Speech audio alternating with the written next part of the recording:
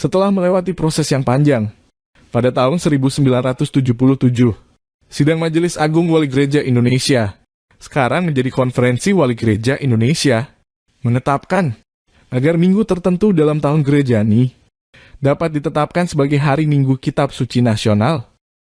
Dan minggu yang dipilih adalah minggu pertama pada bulan September.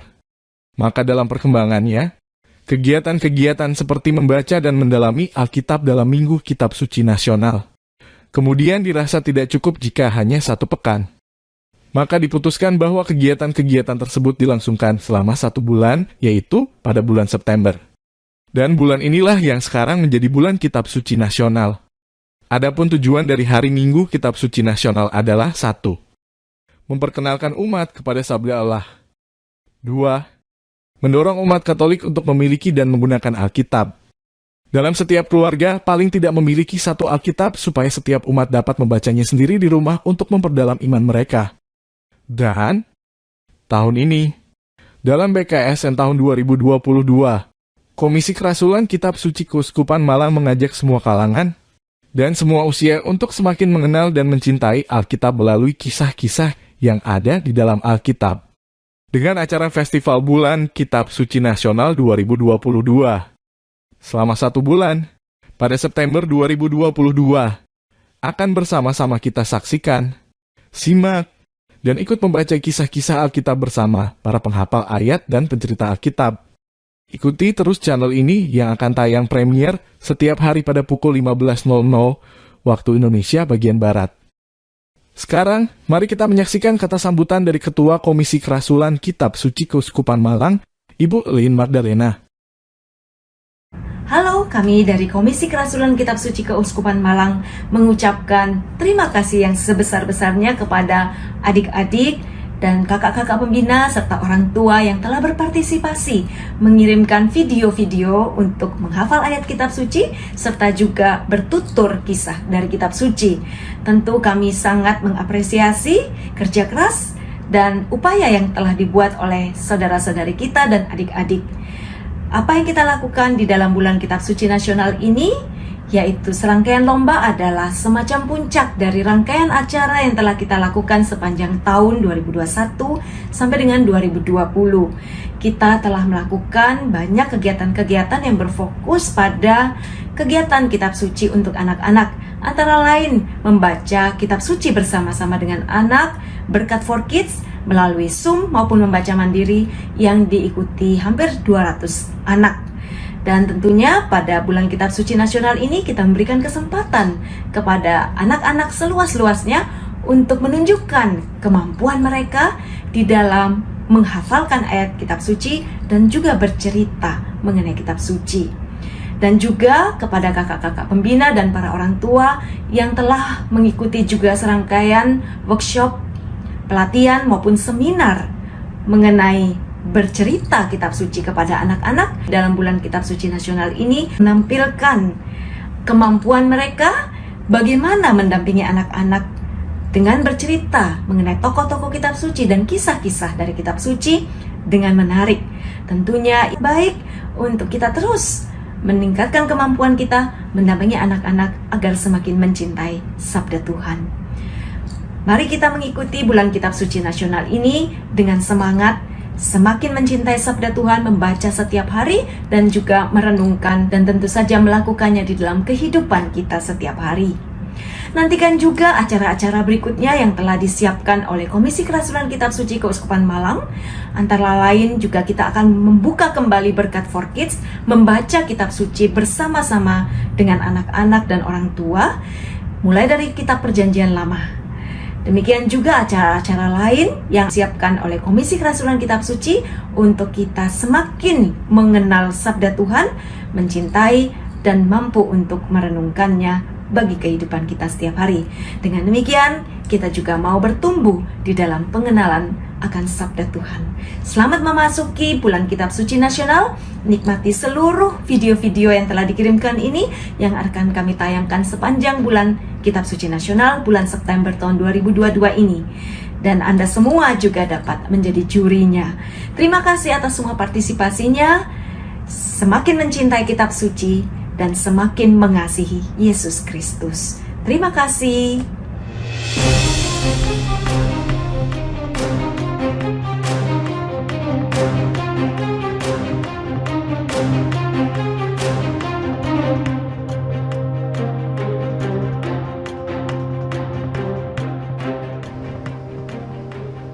Adik-adik, teman-teman, dan kakak-kakak semua, sekarang kita akan mengetahui bagaimana teknik penilaian dalam Festival Bulan Kitab Suci Nasional dari Komisi Kerasulan Kitab Suci Keuskupan Malang tahun 2022 ini. Pertama, mengenai penilaian menghafal ayat Alkitab untuk kategori anak usia TK. Penilaian akan diambil dari skor 60% dari penilaian juri dengan kriteria hafal tanpa membaca dan tanpa menirukan. 2. Pengucapan lancar dan terdengar jelas. Kemudian skor 40% diambil dari penilaian performa YouTube dengan kriteria sebagai berikut: skor tayang YouTube dan skor subscriber. Berikut ini nanti akan dijelaskan lebih lanjut. Kemudian mengenai penilaian bercerita kisah dalam Alkitab kategori anak yang usia SD, remaja, usia SMP, SMA, dan SMK, serta kategori dewasa adalah sebagai berikut. Skor 60% diambil dari penilaian juri dengan kriteria A. Bercerita sesuai alur tanpa membaca. B. Teknik vokal dan body language. C. Alat peraga dan aksesoris. Untuk bercerita sesuai dengan alur tanpa membaca dan teknik vokal dan body language ini diberi bobot 100%, sedangkan alat peraga dan aksesoris ini diambil bobotnya 50% saja. Kemudian yang kedua sama dengan yang anak tadi, skor 40% diambil dari penilaian performa YouTube dengan kriteria sebagai berikut. A. Skor tayang YouTube. Kemudian B. Skor subscriber. Mengenai penilaian dari YouTube ini, kita akan sampaikan lebih lanjut sebagai berikut. Teknik pengambilan skor performa YouTube. 1. Skor tayang YouTube. Setiap video akan diidentifikasi durasi dalam detik. Setelah ditayangkan dan ditonton oleh publik, dari situ akan ditemukan rata waktu tayang per penonton dengan menghitung total durasi tayang dibagi jumlah tayang. Semakin tinggi rata, maka diartikan bahwa video semakin menarik penonton untuk tetap stay menikmatinya. Jika rata dibagi durasi video menghasilkan 100%, berarti penonton menikmati video mulai dari detik pertama sampai detik terakhir tanpa melakukan skip video. Sehingga ketika rata tinggi misalnya 80-90, itu berarti para penonton tidak skip-skip videonya. Artinya kita asumsikan bahwa video Anda menarik bagi penonton. Kemudian skor subscriber. A. Setiap video yang ditayangkan akan terdeteksi menghasilkan subscriber atau tidak. Semakin tinggi subscriber video tersebut, maka akan mendapat skor tertentu sesuai tabel berikut ini. Jumlah subscriber 1-5 dari video Anda, maka akan mendapat skor 20. Jumlah subscriber 6-10 mendapat skor 40. Kemudian jumlah subscriber 11-15 akan mendapat skor 60. Jumlah subscriber 16-20 akan mendapat skor 80. Kemudian jika subscriber dari video Anda lebih dari 20 orang, maka akan mendapatkan skor 100. Berikut simulasi penghitungannya. Nah, berikut ini adalah simulasi bagaimana penilaian berdasarkan performa YouTube maupun penilaian dari juri. Ini kita ambil contoh tentang penilaian untuk bercerita kisah-kisah dalam Alkitab. Penilaian juri ini diambil bobot 60%, kemudian penilaian YouTube diambil bobot 40%. Dari 3 kriteria, bercerita sesuai alur tanpa membaca, teknik vokal dan body language, alat peraga dan aksesoris, ini akan dinilai secara manual oleh juri. Kemudian pembobotannya adalah sebagai berikut: 100%, 100%, 50%. Kemudian ini misalnya skor yang diperoleh itu 80, maka hanya akan mendapat bobot 40%. Kemudian jika ini tinggi di sini dan rendah di sini atau sebaliknya, maka akan berpengaruh pada hasil akhir. Misalnya ini mendapat skor 85, kemudian ini mendapatkan skor 75. Kemudian mengenai penilaian performa dari YouTube, skor tayang YouTube, skor diperoleh ini diambil dari ini. Jumlah durasi video Anda dalam detik misalnya 5 menit. Ini misalnya video Anda panjangnya 10 menit 30 detik, berarti 630 detik totalnya. Kemudian misalnya jumlah tayangnya itu 325, maka maksimal waktu tayang yang akan dihasilkan adalah 204.750 detik. YouTube akan mendeteksi secara otomatis real waktu tayang Anda, dihitung dalam detik, dalam menit, kemudian kami ubah dalam detik, sehingga menghasilkan 195.000 detik total waktu tayang dengan jumlah penayangan 325. Akan menghasilkan rata 600. Kemudian skor tayang yang akan dimasukkan ke sini, ini adalah rata dibagi durasi kali 100%.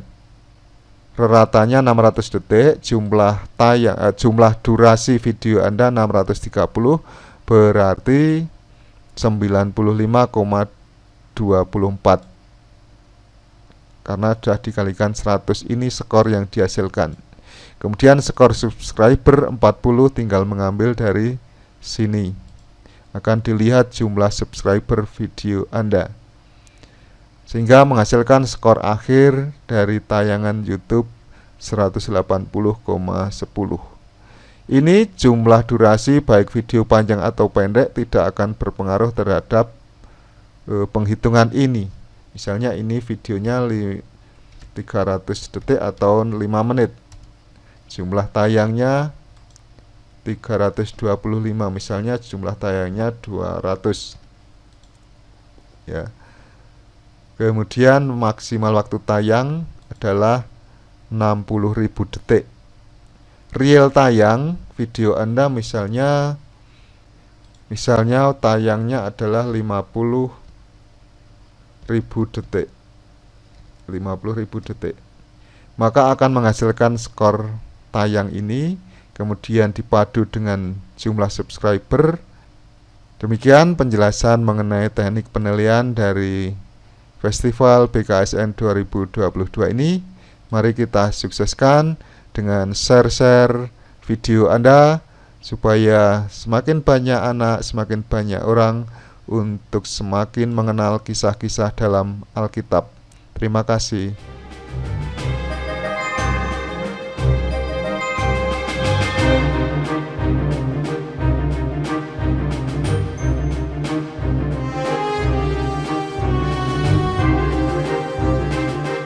Terima kasih kepada adik-adik, teman-teman, dan kakak-kakak semua yang telah berkenan mengisi acara Festival Bulan Kitab Suci Nasional Keuskupan Malang tahun 2022 ini.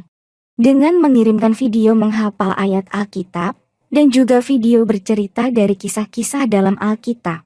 Kita akan menayangkan video adik-adik, teman-teman, dan kakak-kakak semua setiap hari secara bergiliran di YouTube. Supaya terlihat adil, video siapa yang akan ditayangkan lebih dulu, maka kita akan mengundinya. Sehingga tayangan akan diurutkan sesuai hasil undian. Mari kita segera mengundinya. You suck. You're a loser.